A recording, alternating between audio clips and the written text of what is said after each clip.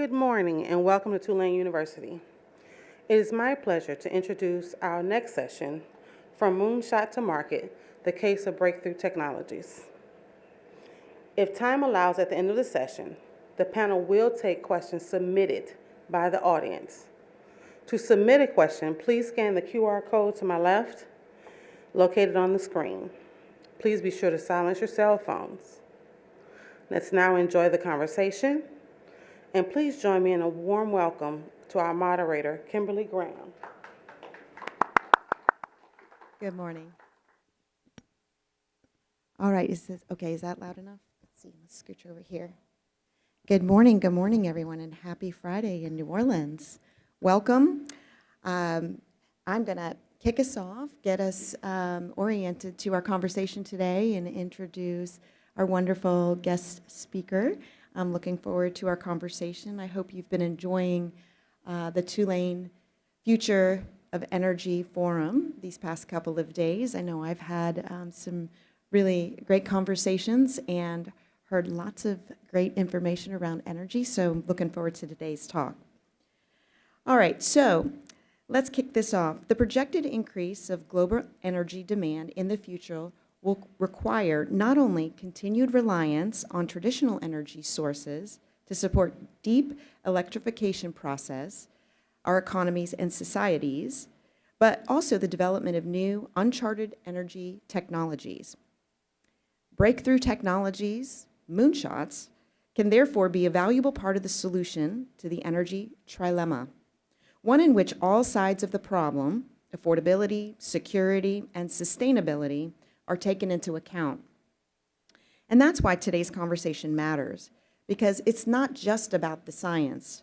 It's about how we take big, bold technologies like fusion and make them part of a real energy mix, one that's pragmatic, decarbonized, and economically viable. So I can't think of a better person to unpack that than my guest today. Clara Andreoletti is president and CEO of AnyNext, where she's leading investments in the kinds of breakthrough technologies that could redefine our future in energy, fusion, advanced materials, next-gen batteries, you name it. Her story really captures the transition from moonshot potential to real-world impact. She started as an R&D geologist after graduating from Politecnico di Milano. Did I get that right? Yeah. She was like, okay, we had to practice. Helping pioneer new subsurface exploration technologies. Over 2 decades at Eni, she's worked in digital transformation, managed operations in West Africa, and led major transformation programs. Since the helm at AnyNext since April 23, Clara has driven investments into breakthrough ventures from Commonwealth Fusion Systems, which is pushing fusion toward net energy gain, to carbon capture solutions like Mantle, and companies pursuing long-duration energy storage advancements like Energy Dome and Form Energy. She's also orchestrated a strategic partnership with Azimut to launch a 100 million euro fund targeting clean energy innovation across Europe and the US. A move geared at fueling the next wave of decarbonization of technologies. Claire is not just thinking ambitiously, she's acting pragmatically, bridging science and markets, and she's here to share how we go from moonshot to mainstream. So welcome, Clara. Let's give her a round of applause. Thank you very much for the introduction. Very kind introduction, I have to say. And I'm Absolutely. very happy to be here. So thank you for inviting me. I hope you enjoy the conversation. Yes. Are you comfortable up here? I know we Yes. talked, she had a little bit of she's having a little back issue up there, and so we're making her I'm becoming comfortable. older and older. Okay. We can manage it. Wonderful. So let's start with talking about energy transition, your mission at Eni, and tell us a little bit about how the mission fits the broader context that really describes your long-term business strategy. Just kind of orient the audience to that. Yes, I think it's very important to start from the mother company, Eni, since ZZ Next is the corporate venture capital. So we we aim to support our, let's say, mother company strategy. So Eni is an Italian international energy company, energy tech company, and is present in more than 64 countries with more than 31,000 employees. The mission of Eni is to provide to our customers the more secure and affordable and clean energy in the form they want. In that point, it's very important what you say about the fact that we are aiming to be able to handle the energy trilemma. So affordability, security, and sustainability. So it's important to weight the three points and create a balance. You cannot look only at one. You have to solve the three points together. In that space, we think that it's important to have a technology mix. There is no one solution. It's not only the moonshot, the aim of winning the game, is to have a mix of solution from incremental to moonshot, from something that is ready today to something that could be ready in few years. And in different geography, probably there will be a different mix of solution that may work. So it's we call it a technological and geographical neutrality. So it's important not to be fixed to an ideology. Let's say that this is the solution, we have to aim only to this. There is a mix of solutions that may work in different time and in different geographies.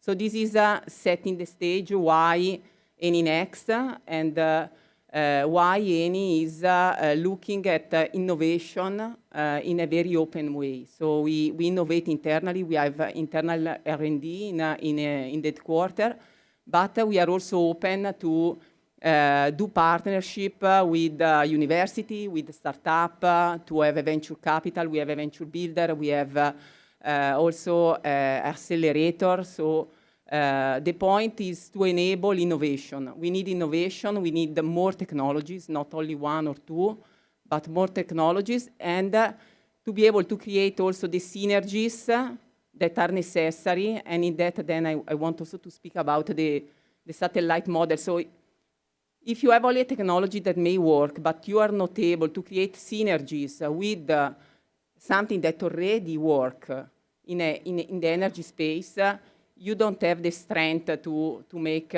this technology flow. And so it's important for university, for students, for startup, CEO of the startup, to find the right partnership with entities that may complement what the startup is doing. So in Eni, we did this with the satellite model, where we create these new entities, independent entities, that are able to make grow clean technologies, but sustaining their growth, combining with existing assets that are already providing cash.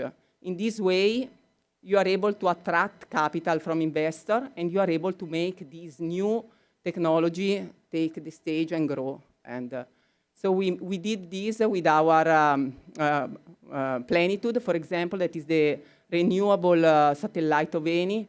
And we did with Eni Live, that is the sustainable mobility satellite. We did with the carbon capture satellite that we recently launched. And this is the way. So I find also innovative business models that are able to sustain the growth of the new technologies. Because the elephant in the room is there is capital that is needed, and this capital should be provided. You cannot, if you have an idea and you don't have the capital to deploy the technology, you are stuck. So it's important also to work in this. Mm-hmm. It sounds like you're very intentional about the technologies that you're developing and that you're investing in, so that they can almost immediately be next to something that already exists, so that you're able to develop revenue streams or business models that work versus having a long long time for development. for development where you can be stuck in the or stuck, sorry, not stuck, but stuck in the deployment because you don't have the capital, you lose maybe the interest of the business or of investors. So it's important to have a path to commercialization that follow the milestones and there is a clear path and the real capacity then to attract the capital that is needed to deploy it. So this is something that, let's say, startups should have in mind. The whole path and the whole capital that is needed to be able to attract the capital in the right moment in time. So you're located here in the United States, and the U.S. is known for innovation, and this is a big focus here at Tulane as well. Tell me a little bit about why that's the case, and then maybe tell us a little bit about how you're interacting with research at the very early stages. If you look at TRL levels, you know, basic research is 1 to 3, and then that commercialization is later downstream. Talk to us a little bit about why the U.S., what's important there, and then maybe give us an example of how something works with university that we can reflect on. Okay. So I will start with the Eni presence in US. So Eni is present in US since early 60s. And in the last years, the US is becoming really a growing business platform. So for Eni, it's very important, especially for the energy transition strategy of Eni. And so we have, let's say, complemented the traditional presence in the oil and gas sector that we have in Texas with our companies in the renewable space. Here in Louisiana, we have a biorefinery that is making renewable diesel in partnership with PBF. And then we have recently signed a long-term supply agreement for LNG with Venture Global. Here, and the terminal is here in Louisiana. So US is really important for Eni as a platform for business and energy transition. In that space, there is also Eni Next, that is the venture capital. We created the Eni Next, founded Eni Next in Boston. Mm-hmm. In Boston for two main reasons. The first one is that, of course, Boston is one of the biggest ecosystem for clean tech and climate tech. And the second one comes from the relationship that we had with MIT. So we were partnering and supporting MIT since more than 20 years. And so when we created this venture capital, we said, okay, where we go? We go there because thanks to this relationship with MIT, we can be in business immediately. So we have a very strong partner that can introduce us in the ecosystem. The first startup we invested in fact, one is Commonwealth Fusion System.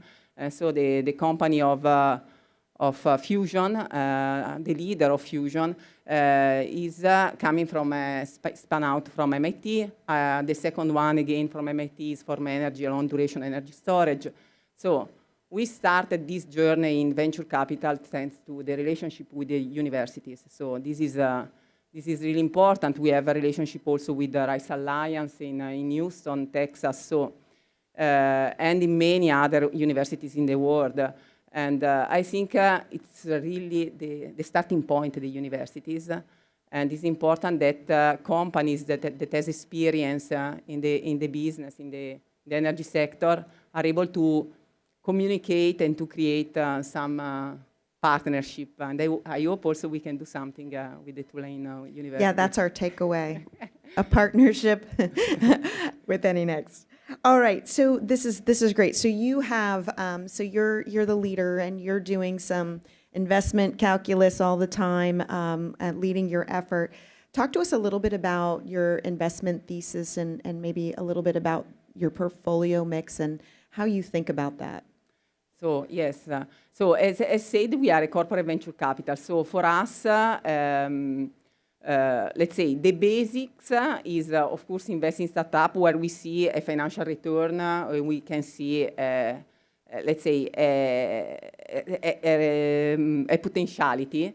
But important to invest is to see a potential opportunity for the mother company. So what the startup is developing should be related to the so our mother company strategy, especially in the energy transition.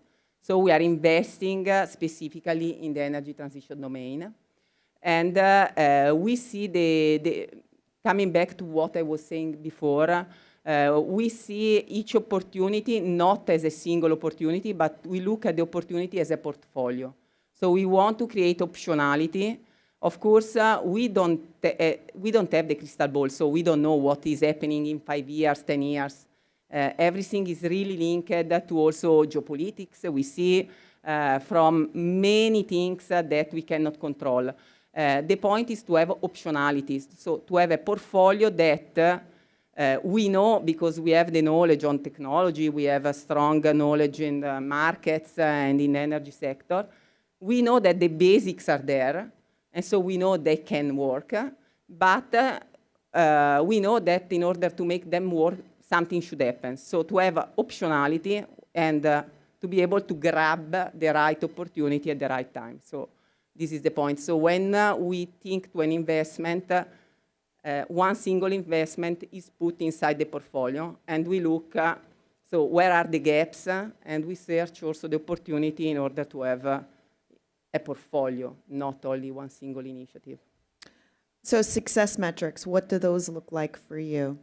So success for us could be an exit with multipliers, so standard financial return, but also a contract with any, I don't know, having the startup becoming a customer of the startup, or having the startup become a customer for us, or creating a joint venture together. So there are many ways we can have a success.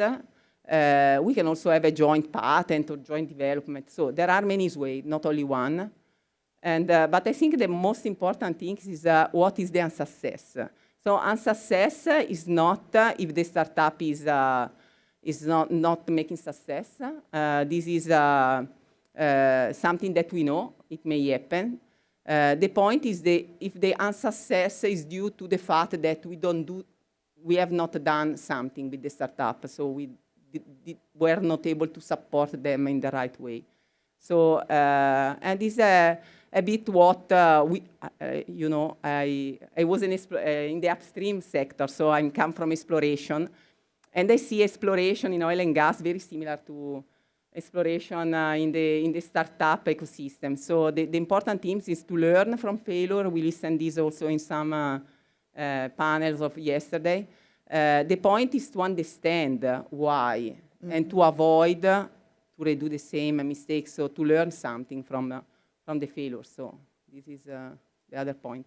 Yes, and we try to teach our startups too. You have to iterate in the process, learn, do the experiment, learn, and do the next thing, and do that with some elasticity so that you don't get sort of hung up in doing the same thing or some other version of that doesn't get you down the road in terms of development.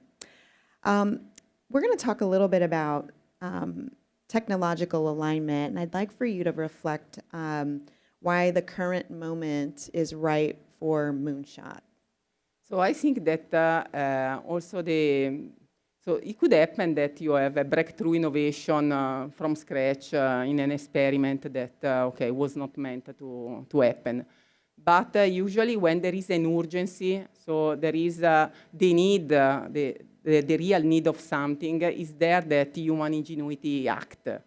So I think we are in a position now where there is an urgency, and so is now the moment where investment are coming together, and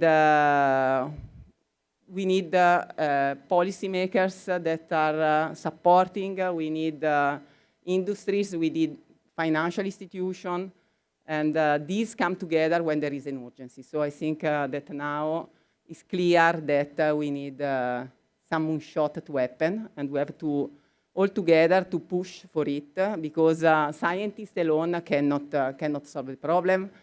Policy alone cannot, policymakers cannot solve the problem, or industry, or money alone is not enough. So if there is the urgency, we can find a solution.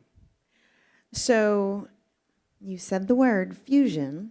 So where does that fit within a realistic global energy system that includes renewables, storage, efficiency gains, hydrogen, nuclear fission? Talk to us about that. So I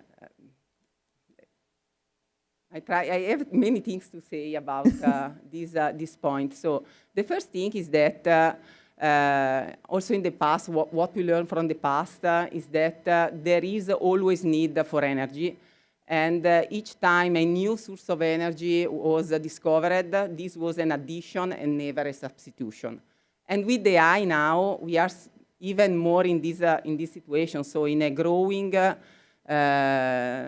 energy demand market, I think we don't have to speak about there will be space for fusion or for fission. There is space for everything that is working and that is cheap and that can be deployed at scale. So I think there will be not this competition. So I think that this competition is also a bit maybe not worth it, not needed, and can be also not beneficial. So I think that there will be space for fusion. There is space for fission. I think it's something that is already here, and we need it. We need renewables. Absolutely, we need to focus on that. In order to have renewable enter, we need energy storage. We need to renew the grid infrastructure. So there is room for plenty of innovation. And then we don't have also to forget that there are countries that are not so lucky as us, and that need energy, also them. And so it's important to say that if we are able to create an ecosystem of energy where energy is available for everybody, we have solved our urgency. And so I think there is space for plenty of solution here. Why fusion and why Eni bet so strongly in fusion is because, let's say, the basics are there. So if fusion work, the energy density is so huge, and the fuel needed to create a so huge amount of energy and clean energy without, let's say, pollutants, it's so strong that you have to bet in it. And the results that we are seeing constantly are there. So if you look at the milestone-based, fusion is progressing, and the recent experiments that was done also in the laser fusion demonstrate that is commercially close to affordability. So, and what in CFS, in Commonwealth Fusion System, they are doing is to prove this. So because of course fusion is already occurring, is occurring in the sun. The point is to be able to replicate on Earth this reaction, nuclear reaction, and to create it in a way that is creating more energy than what is needed to create this energy. And we believe in CFS is proving that very soon. So it's becoming more scalable through these proof points that the experiments are working. Is that right? Let's say the scale up will arrive later. Now what we have to arrive, the first thing we have to arrive is to put electricity on grid. And doing it in a way that, so we generate more energy, so we create the fusion condition and we are able to sell electricity at a good price, of course, abroad. So this is what they are demonstrating, because capability to run fusion was already there before.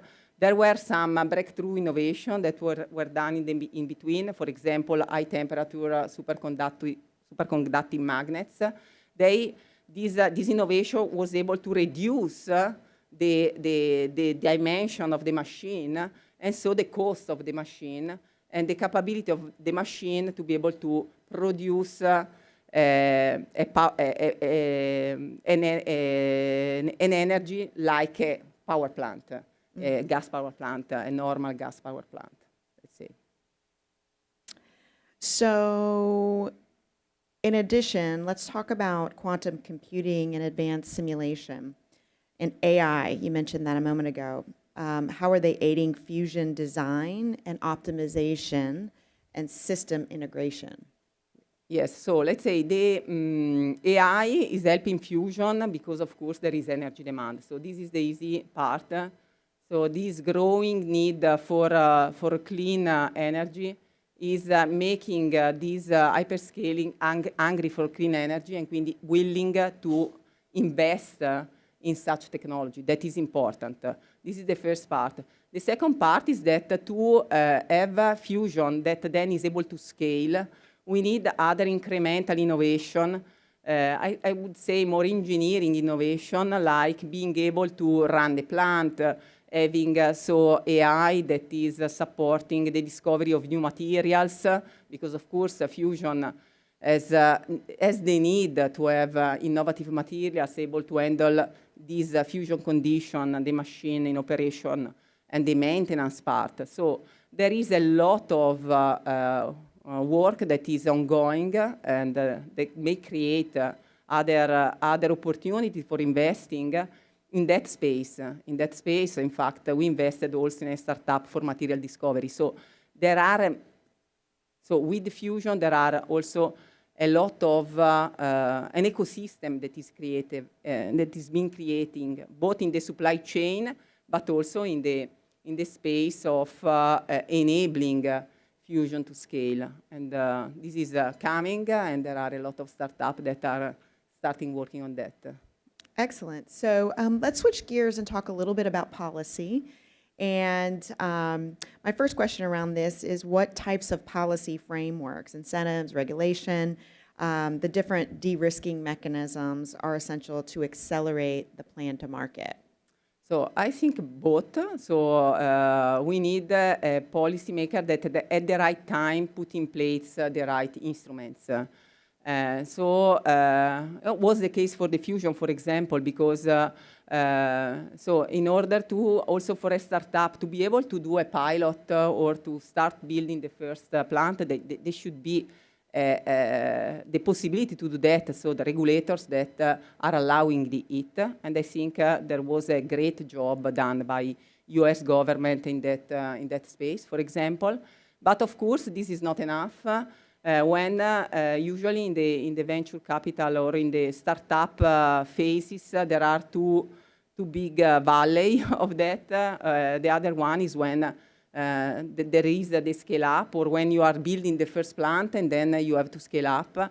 Also in that part, there is the need of huge capital, especially in tough tech startup. When you are building machines that cost a lot of money, you need the support of the government or support in combination, private-public. But it's important that the government, the policymakers find the right timing in order not to disperse too much the money, so to find also the right bet where to put all the money.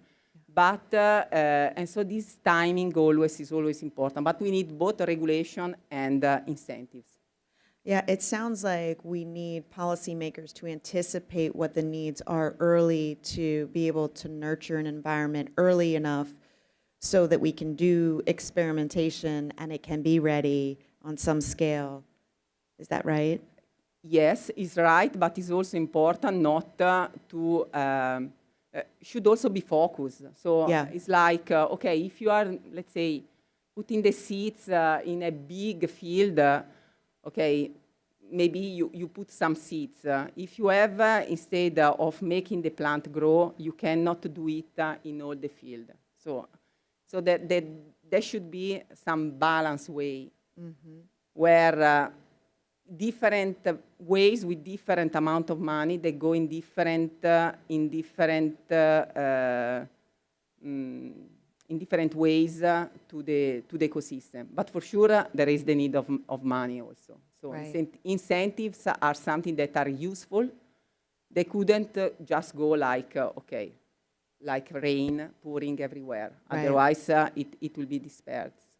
Is there a role for a public-private partnership here, or how we inform policymakers from industry needs? I think that partnerships are very important. I think it's also the DOE milestone program was something very good. But again, it's important to create this partnership where also industries or and is private, public, but also I see these free entities. So innovators, policy, and company like Eni, so that are already in the sector, that can bring something that is already working, and the three together should work in that framework, but putting everything together. Mm-hmm. All right. Would you like to take some questions from the audience? If there are, why not? All right. I'm going to pause here. I don't know if there's a voice. There you go. There she is. There's the voice. How do you rate U.S. government policies in supporting moonshot technologies versus EU, UK, and Asia regions? I think that there is also this need of, let's say, transatlantic collaboration. So it's really important then, especially on Moonshot, that there is this partnership. What was done for fusion, for example, there was this collaboration also among US and UK that were leading this regulatory framework.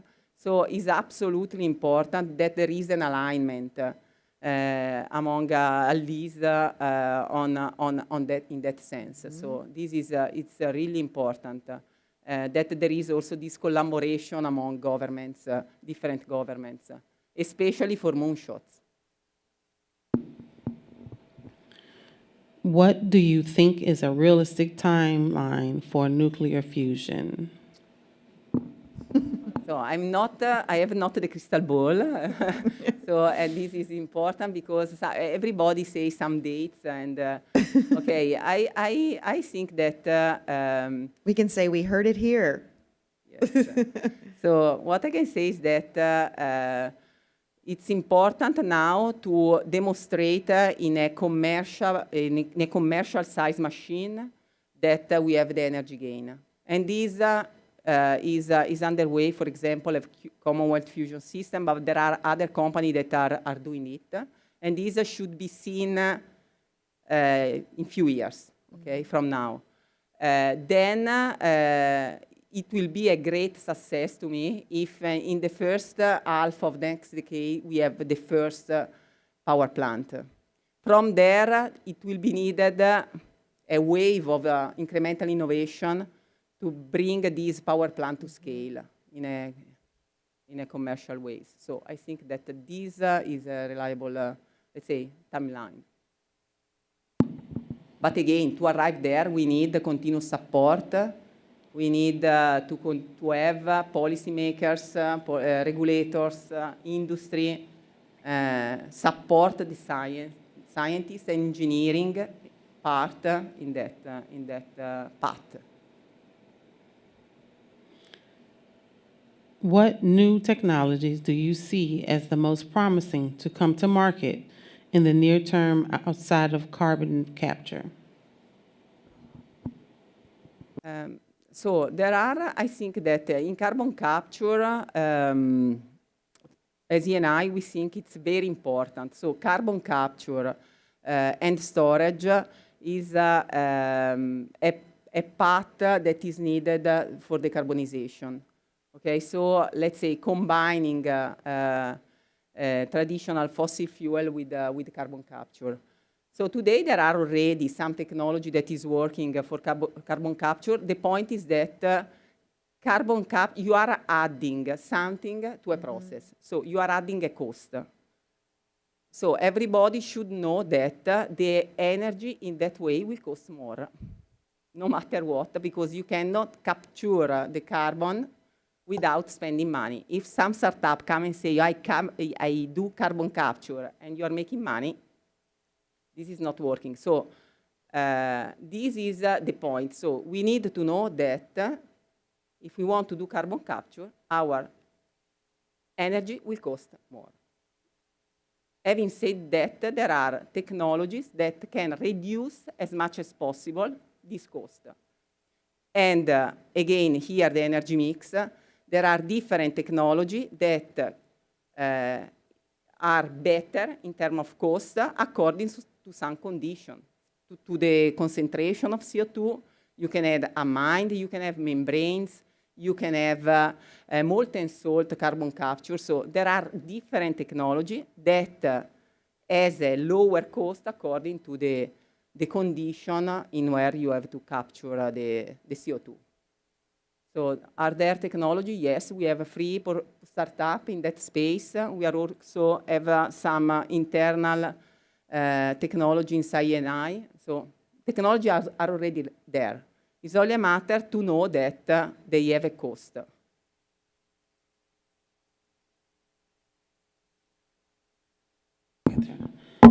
To what extent should we be expecting moonshot breakthroughs to solve global warming?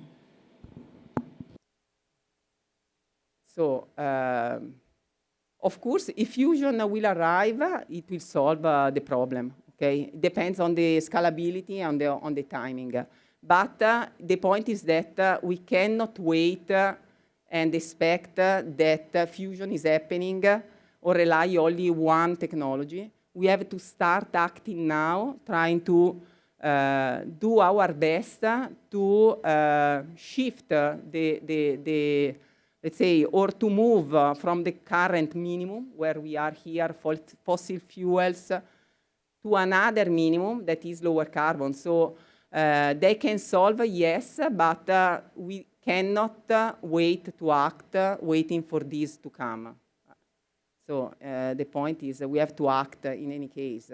Then, of course, we have also to bet on Moonshot, because there are different positions. Somebody say, okay, you have to do nothing and wait for the Moonshot. And others say, no, we have to act now, we don't care about Moonshot. We have to care about both. What could happen now and what could happen if the Moonshot will work. How can we pass over the problems arising from destination clause and make easier to resell or back-to-back sales in the LNG market? I haven't understood. Can you repeat that question, please? How can we pass over the problems arising from destination clause and make easier to resell or back-to-back sales in LNG market? I'm not sure to have understood the question. LNG, for sure, is a way, so for example, for us, gas is the way, the easiest way for decarbonization. And so gas will play a very important role. And so liquefied natural gas is a way to, let's say, to move gas from one place to another one. Of course, liquefaction has a cost and has environmental impact. And we cannot do differently. If you have to liquefy something that is a temperature condition, atmospheric condition is gas, and you want to liquefy, you have to compress it and then to spend energy. So I think we cannot skip that. We have to live with it and try to optimize where you have this gas. Mm-hmm. And I think one point that is important on the question is also to make work carbon capture, also the, let's say, the direct carbon capture, is to create synergies among industries, also for hydrogen, for example, to avoid transportation where you can, so to create this island of industries that can minimize the energy consumption. And this is a point that is really important is energy efficiency. So to try, in order also to improve the scale up of technology, to find the right system where this can work in a more economical way, also from an energetic point of view. Those are all of our questions. All right, I have a couple more, and I think we're getting close to the end of our talk here. What does success look like for AnyNext in the next 10 years? So in the next 10 years, I think importantly, if, so let's say 10 years maybe is a lot, but because us in ENI, we make us rotate frequently, so I will not be there. So I would like to see in my, let's say, when I was there, to see some, as I said before, so to see maybe an exit, an IPO, some of our startup that become public and have an impact in the world, in the climate, this for sure. Another one maybe to create a company, a joint venture company with Eni, having some contracts with some startup, and so working with Eni and become part of the family or becoming our customer or clients. So these are what I would like to see, many things happening. So maybe the only one I would not like if some startup acquire Eni, so maybe this one, not really, but why not? All right, for my final question, in terms of our energy executives out here, our policymakers, what should they be doing to embrace fusion and innovation in a technology-neutral way? There was some advice yes, from you. Now, for me, what is important is to don't enter into the ideology, what is right, what is not right, but to do just what is needed, to listen to the companies, and in a pragmatic way, so also to understand if there are things that may not work, leave the company die is not a problem. This entrepreneur will find out another things to start again. And so just doing things, not blocking things, and I think this is important. Find partnership, dialogate, create these synergies. Because to exit from a minimum, we are in a minimum now. No, we built a world, and now we are fully optimized. If we want to exit this minimum, we need that we push in the same direction, not in different direction. Otherwise, we stay in our minimum very happily. Well, I want to thank you for taking the time to share your insights with us. We appreciate the support that AnyNext gives to innovators and people that are trying to solve these really hard problems. And, you know, from somebody that does that from a university, we know that they need a lot of support, and so thank you for championing them, and we appreciate you. So let's give Clara a round of applause. Thank you so much, and I hope that you all enjoy the rest of your afternoon at Tulane. Take care. Thank you for joining us in this session. Our next session in this space will be the mid-transition moment, oil, gas, and realities of the road to 2050.